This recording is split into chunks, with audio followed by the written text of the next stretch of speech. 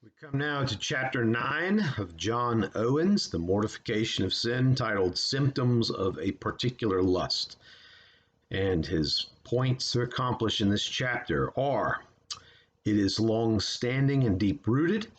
Peace can still be obtained under it, several ways that it is done.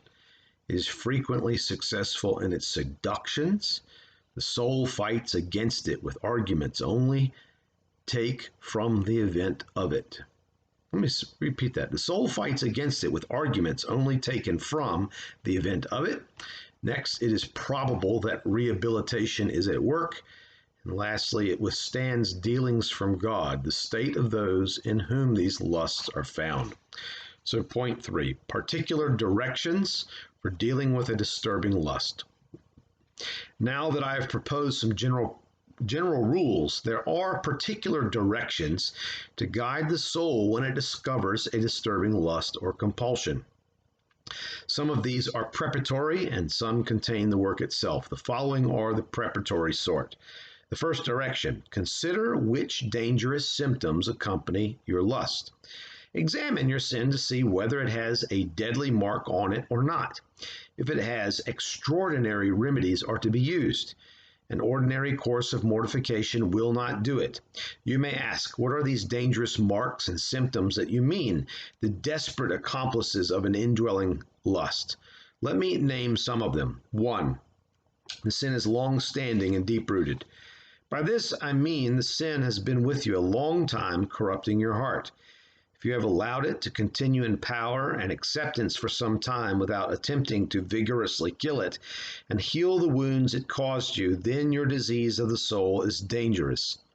Have you permitted worldliness, ambition, or excessive study to push aside the other duties you need to maintain your constant communion with God and done so for an extended period? Have you let immorality defile your heart with pointless, foolish, and wicked fantasies for a number of days? Then your lust has a dangerous symptom. This was the case with David. He said, "My wounds stink and are infected because of my foolishness."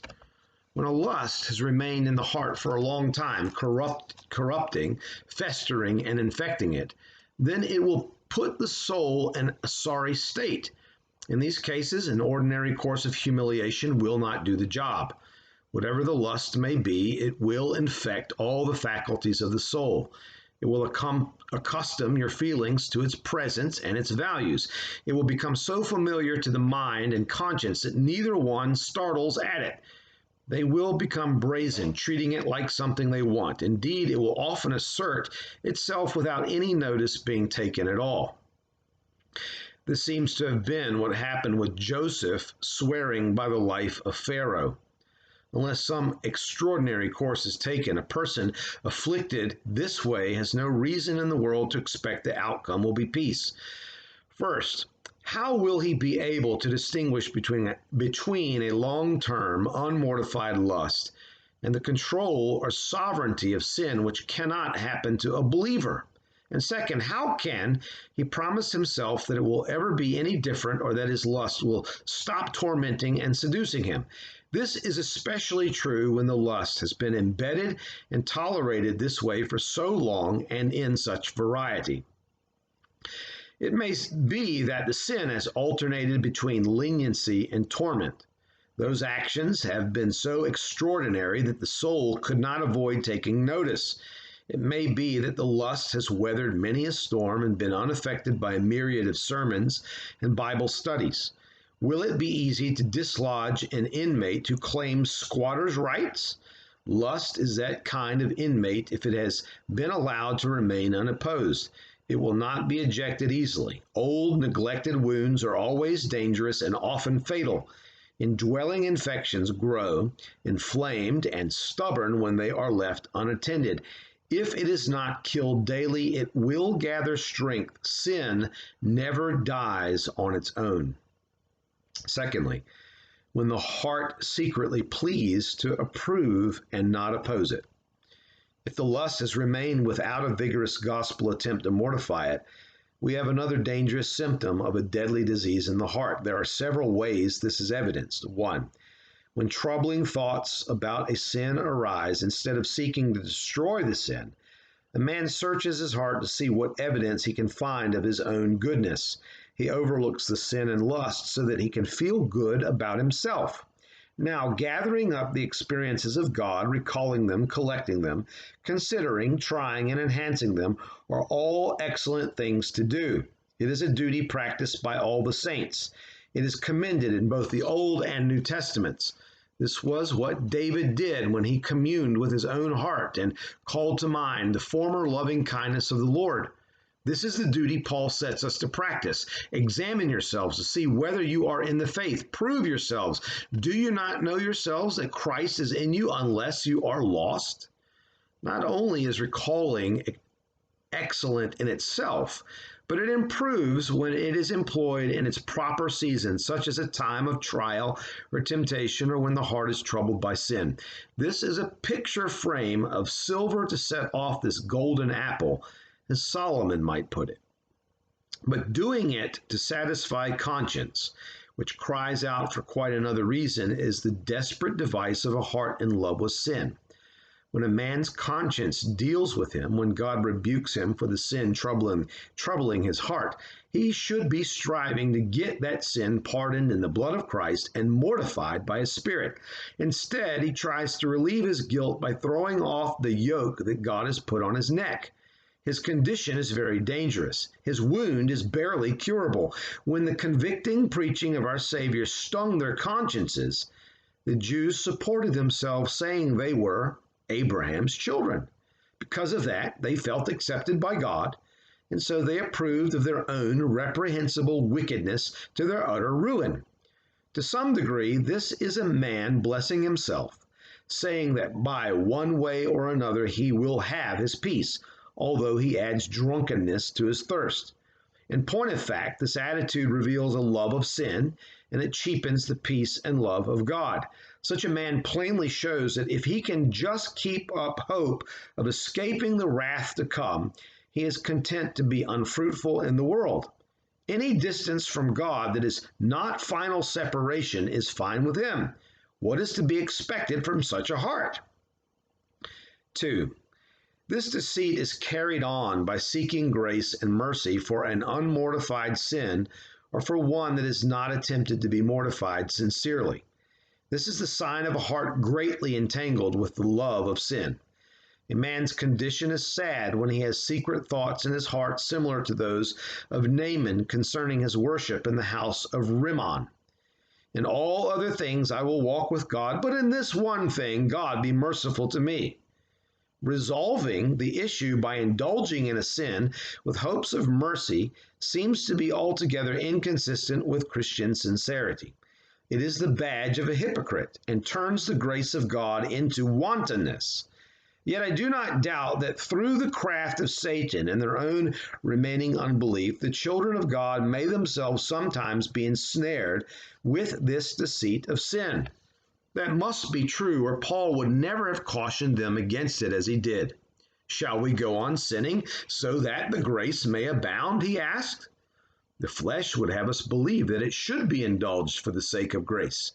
Sin stands ready to pervert every word that is spoken of mercy for its own corrupt purposes. To apply mercy to a sin that is not vigorously mortified is to fulfill the perverted aims of the flesh under the guise of the gospel. A deceitful heart will sometimes make use of these and other ways to approve its detestable acts.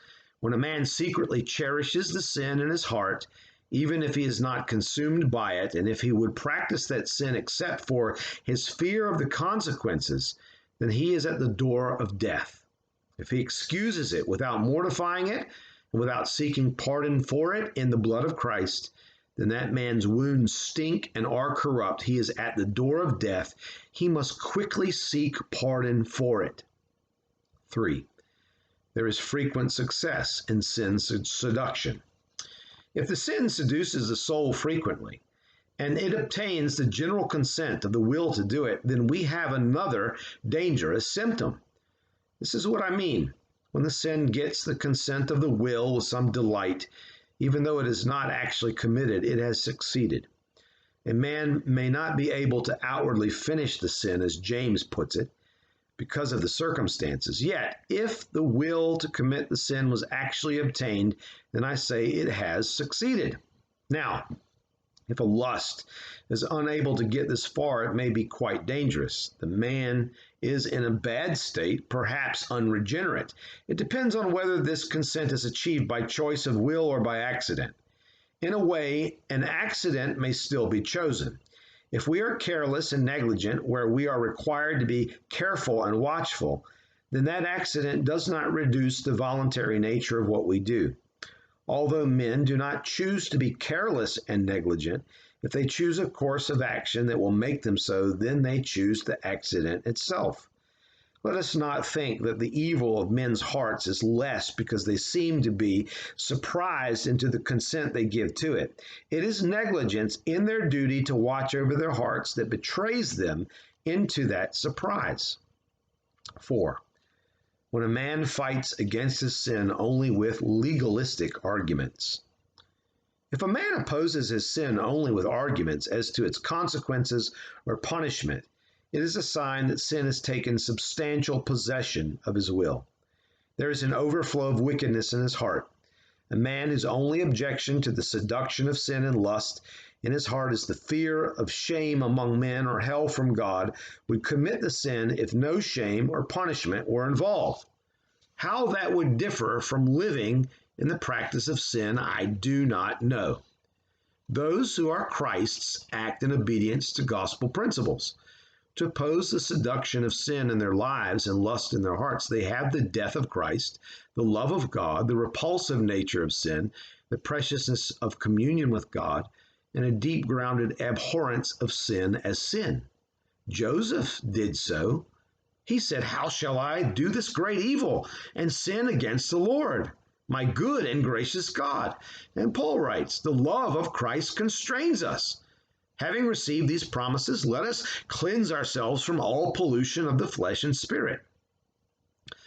But if a man is so dominated by the power of his lust that he has nothing but the law to oppose it, then that sin possesses his will. If he cannot fight against it with gospel weapons and deals with it entirely by hell and judgment, which are the proper arms of the law, then it is evident that sin has conquered his will and his affections, and to a very great extent. Such a person has rejected the conduct of renewing grace. He is kept from ruin only by restraining grace. He's fallen from grace and is now back under the power of the law. This must surely provoke Christ to anger. He has thrown off Christ's easy, gentle yoke and rule and put on the iron yoke of the law just to indulge a lust. Judge yourself by this. What do you say to your soul when sin forces you to make a stand? You must either serve the sin and rush into folly like a horse into battle, or you must make headway against it to suppress it. How does the conversation go with yourself? Do you say, "The outcome of this will be hell. Vengeance will find me"? If so, then it is time for you to look around. Evil lies at your door. To clearly demonstrate that sin shall not have control over believers, Paul's main argument is that they are not under the law but under grace. If your battles with sin are all legalistic, what assurance do you have that sin will not control you and be your ruin? You need to know that this preserve of the law will not hold out for long. If your lust has driven you from stronger gospel forts, then it will speedily overrun this one too. Do not assume that the law will deliver you when you have voluntarily surrendered to your enemy those helps and means of preservation that are 1,000 times stronger. Unless you recover from this condition quickly, be assured that the thing you fear most will come upon you. What gospel principles do not do, legal motives cannot do. Number 5. When it is probable that there is godly rehabilitation involved through punishment. This is another dangerous symptom. I have no doubt that God sometimes leaves even his own under the bewildering power of some lust or sin to correct them for their former sins, negligence, and folly. That was cause for the church to complain. "Why have you hardened us from the fear of your name?" And no one questions that this is God's way of dealing with unregenerate men. How do we know whether God's intervening hand has left us to the anguish of our own heart? Answer: examine your heart and ways. What was the condition of your soul before you became entangled in the sin that you complain of? Were you negligent in your Christian duties? Had you lived too much for yourself? Do you suffer from the guilt of an unrepented sin? A new sin may be permitted, as well as new affliction sent to bring an old sin to remembrance. Have you received any outstanding mercy, protection, or pardon that you did not reciprocate, or for which you were ungrateful? Have you been suffering under a sin without laboring to put an end to it? Have you failed to use opportunities to glorify God in your generation that He graciously provided? Have you confirmed yourself to the world and its men, succumbing to the numerous temptations of your day? If you find this has been your state, then awake, call upon God. You are fast asleep in a storm of anger around you. 6. When your lust has already withstood particularly dealings from God against it. This condition is described in Isaiah. Quote, because of the evil of his greed, I burst out in anger and struck him. I hid myself and raged, and he walked on in the idolatrous ways of his heart. Close quote. God dealt with them about their prevailing lust in several ways, by affliction and by desertion, but they held out against it. This is a sad condition which nothing but sovereign grace can relieve, as God expresses it in the next verse, and which no man should take upon himself to cure. In his caring way, God often meets with a man and speaks specifically to the evil of his heart. He did this with Joseph's brothers about selling him into Egypt. This makes the man reflect on his sin and judge himself for it. God cloaks himself in the voice of the danger, affliction, trouble, or sickness that assaults him. Sometimes reading the Word of God makes a man stay on something that cuts him to the heart and shakes him about his present condition. More frequently, God meets with men through the preaching of the Word, which is his great arsenal for conviction, conversion, and edification. God often cuts men by the sword of his word in that arsenal, striking directly at their heart-loved lust. He startles the sinner and motivates him to mortify and relinquish the evil of his heart. Now, if the hold that his lust has on him compels him to break these bonds of the Lord, if it can overcome these convictions and regain its old posture, and if it can close the wounds that his soul has received from God, then he is in a sad condition. The evils that accompany such a frame of heart are unspeakable. Every warning that is given to a man who is in such a state is a precious mercy to him. How much those who reject these pleadings must despise God, and what infinite patience God must have not to cut him off and swear in his wrath that this man shall never enter into his rest. This evidence and much more exist of a lust that is dangerous, if not fatal. As our Savior said of the evil spirit, this kind goes out only by prayer and fasting. I say the same about lusts of this kind. An ordinary course of mortification will not do it. Extraordinary ways must be focused on. This is the first particular direction.